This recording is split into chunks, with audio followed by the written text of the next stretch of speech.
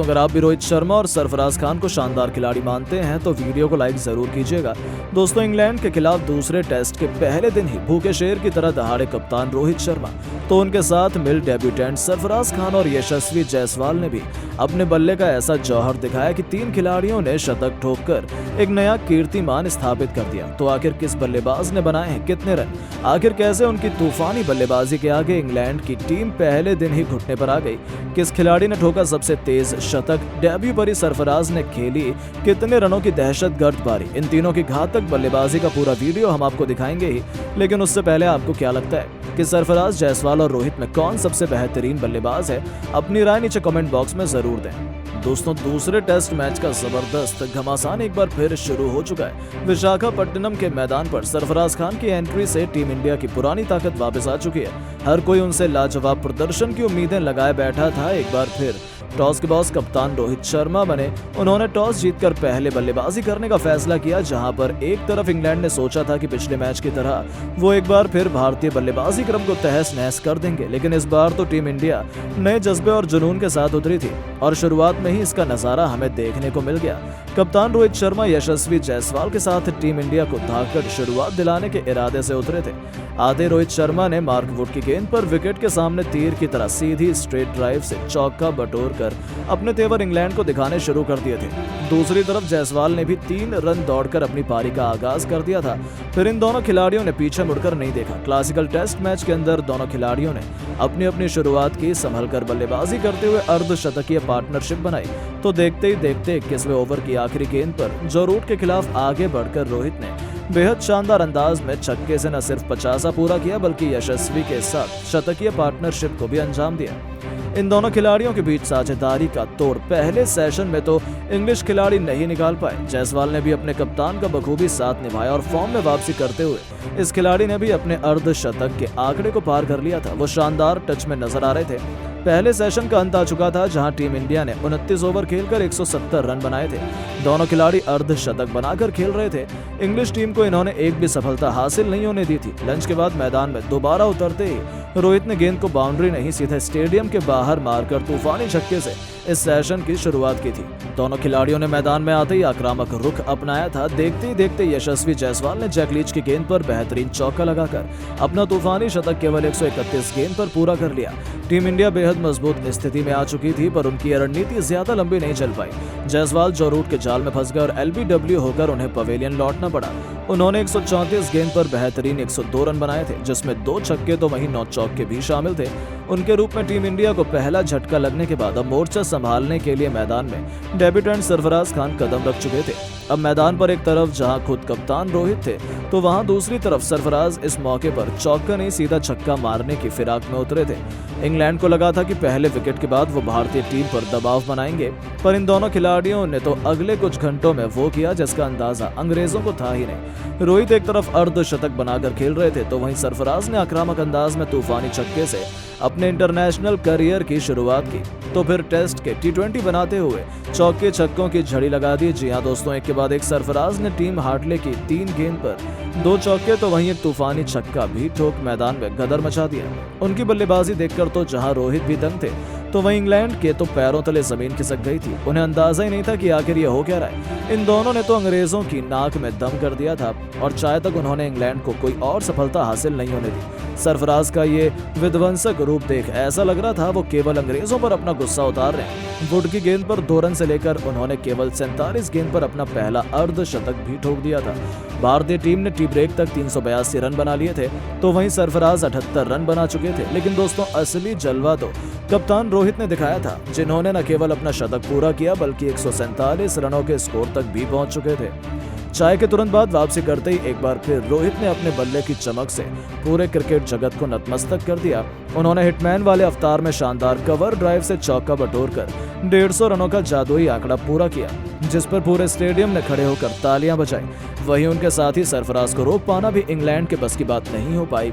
रोहित से कंधा मिलाते हुए इस होनहार खिलाड़ी ने भी शानदार चौके से अपना लाजवाब शतक केवल 126 गेंद पर पूरा किया, वो भी जो रूट की गेंद पर मिड विकेट के ऊपर से तूफानी छक्का जड़कर और अपने सपने को साकार कर दिखाया था। जहां डेब्यू में शतक जड़ने वाले दिग्गजों की सूची में उनका नाम सुनहरे अक्षरों में शुमार हो चुका था, जिस पर पूरे स्टेडियम ने खड़े होकर तालियां बजाई। इन दोनों ने तो इंग्लैंड की शामत ला दी थी। जहां कप्तान रोहित ने 178 रनों की शानदार पारी खेली थी।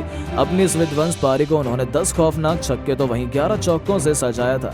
तो वहीं सरफराज खान ने 132 रन बना डाले थे, वो भी 4 छक्कों और 10 खतरनाक चौकों की बदौलत। जहां इन दोनों के तूफान में इंग्लैंड तो पहले दिन ही ताश के पत्तों की तरह उड़ गया था।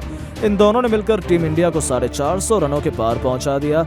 ऐसा जिस अंदाज में उन्होंने इस प्रैक्टिस मैच में बैटिंग की, उसे देखते हुए लग रहा है कि दूसरे टेस्ट के पहले दिन भी अंग्रेजों की शामत आने वाली है, जो फरवरी 2 से शुरू होने वाला है। दोस्तों, दूसरे टेस्ट मैच से पहले टीम इंडिया में मौका मिलते ही सरफराज खान तो खुशी से झूम उठे। उनकी आंखों से तो आंसू भी निकल आए थे और अब कप्तान रोहित शर्मा ने उन्होंने खुद को प्लेइंग 11 में शामिल करने की अपील करते हुए जो कुछ भी कह डाला, उनकी बातें सुनकर तो आप भी अपनी हंसी रोक नहीं पाएंगे। तो आखिर क्यों सरफराज प्लेइंग 11 में शामिल होने के लिए तड़प रहे हैं? ऐसा क्या कुछ कह डाला उन्होंने कप्तान रोहित को मक्खन लगाते हुए, जिनकी बातों ने हर किसी का दिल जीत लिया है? उनका पूरा बयान तो हम आपको दिखाएंगे ही, लेकिन उससे पहले आपको क्या लगता है कि सरफराज को दूसरे टेस्ट की प्लेइंग 11 में मौका मिलना चाहिए या नहीं? नीचे कमेंट करके जरूर बताएं। दोस्तों, मौजूदा समय में भारत और इंग्लैंड के बीच 5 मैच की रोमांचक टेस्ट सीरीज चल रही है। इसके पहले टेस्ट मैच में तो टीम इंडिया को बुरी तरीके से हार का सामना करना पड़ा, तो वहीं टीम इंडिया के सिर पर एक और मुसीबत का पहाड़ टूट पड़ा है, जिसकी वजह से दूसरे टेस्ट के लिए भारतीय टीम में थोड़ा बदलाव हुआ है। रविंद्र जडेजा और केएल राहुल को इंजर्ड होने की वजह से उन्हें दूसरे टेस्ट से ड्रॉप कर दिया गया, जो टीम इंडिया के लिए कमर टूटने से कम नहीं था, क्योंकि इन दोनों का रिप्लेसमेंट ढूंढ पाना दुनिया में नामुमकिन जैसा ही है। लेकिन अब बीसीसीआई ने लगभग उनके जितना ही टैलेंटेड और होनहार खिलाड़ी ढूंढ निकाला। जी हाँ दोस्तों, इन दोनों के बाहर होते ही बिना समय गंवाए बीसीसीआई ने सौरव कुमार और सरफराज खान को उनकी जगह टीम इंडिया में मौका दिया और आखिरकार सरफराज को उनकी सालों की मेहनत का फल मिल गया। जी हां, घरेलू क्रिकेट में रनों का अंबार लगाने में सरफराज को टीम इंडिया से मेडन कॉल आया। खान ने अपने आप को डोमेस्टिक क्रिकेट में खुद को बखूबी साबित किया है। वो इस मौके को डिजर्व करते थे, इसमें कोई दो राय नहीं। सरफराज ने 45 प्रथम श्रेणी मुकाबले में 14 शतक और 11 अर्धशतक के चलते 3912 रन ठोके हैं, जो उनकी असली काबिलियत का जीता जागता सबूत है। उनके टीम इंडिया में शामिल होने से केवल उनका परिवार ही नहीं बल्कि पूरा भारत देश, करोड़ों क्रिकेट फैंस खुश हैं, क्योंकि सभी को लगता है ये खिलाड़ी टीम इंडिया में अपनी जगह डिजर्व करता है और आखिरकार उन्हें अपनी काबिलियत साबित करने का एक मौका बीसीसीआई ने दे दिया। हालांकि इसके बावजूद प्लेइंग 11 में जगह बनाना उनके लिए आसान नहीं रहने वाला है, क्योंकि उनसे भी पहले रोहित के पास एक से बढ़कर एक खिलाड़ी हैं जो आसानी से सरफराज को प्लेइंग 11 से बाहर बैठाने के लिए काफी है। लेकिन भारतीय स्क्वाड का हिस्सा बनने के बाद तो सरफराज का रिएक्शन देखने लायक था। वो तो बेहद खुश थे, यहाँ तक कि अब उन्होंने रोहित की तारीफों के कसीदे पढ़ते हुए उन्हें खूब मक्खन लगाया और खुद को नहीं 11 में शामिल करने की अपील तक कर डाली। जी हाँ दोस्तों, सरफराज खान ने कहा कि आज मेरे लिए सबसे खुशी का दिन है।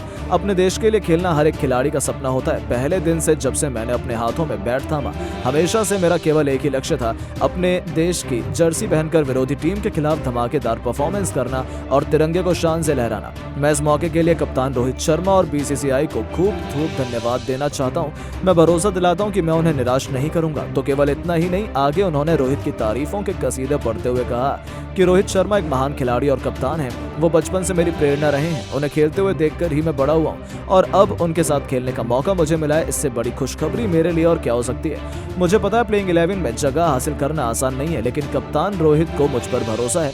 मुझे भी पता है कि वो मुझे प्लेइंग 11 में मौका जरूर देंगे। मुझे इसी रोल के लिए तो स्क्वाड में शामिल किया गया है। रोहित भैया यंगस्टर्स की वैल्यू जानते हैं। उन्होंने न जाने कितने ही युवा खिलाड़ियों का करियर बनाया है। पांड्या, बुमराह, सूर्य किशन कुछ छोटे एग्जाम्पल, और मुझे लगता है कि अब रोहित भैया के साथ खेलकर मैं भी बहुत बड़ा मुकाम हासिल करूंगा। तो दोस्तों, सच में सरफराज खान ने तो रोहित को मक्खन लगाने में कोई कसर नहीं छोड़ी है।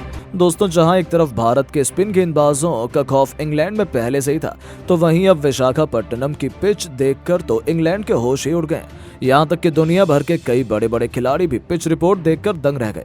तो आखिर माइकल वॉगन से लेकर केविन पीटरसन ने क्यों एक बार फिर अभी से रोना धोना शुरू कर दिया?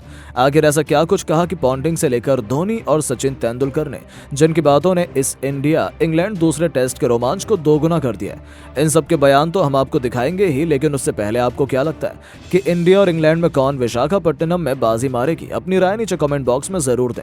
दोस्तों, भारत और इंग्लैंड के बीच दूसरा टेस्ट कल यानी 2 फरवरी से शुरू होगा। ये मुकाबला विशाखापट्टनम के YS राजेशेखर रेड्डी क्रिकेट स्टेडियम में खेला जाएगा। 5 टेस्ट मैचों की सीरीज से पहले मुकाबले में इंग्लिश टीम ने 28 रनों से बाजी मार 1-0 की बढ़त हासिल कर ली है। ऐसे में रोहित शर्मा ब्रिगेड दूसरे टेस्ट में वापसी करने के लिए बेताब होगी, लेकिन इस मैदान में उतरने से पहले इंग्लिश टीम का खौफ देखने को मिला है। इसकी वजह विशाखापट्टनम की पिच रिपोर्ट। आइए जानते हैं विशाखापट्टनम की पिच कैसी होगी। तो दोस्तों आपको बता दें, विशाखापट्टनम के YS Rajasekhara Reddy cricket stadium की पिच T20 और वनडे में हमेशा बल्लेबाजों के लिए मददगार रहती है। टेस्ट क्रिकेट में भी यहाँ पहले 2 दिन खूब रन बनते हैं।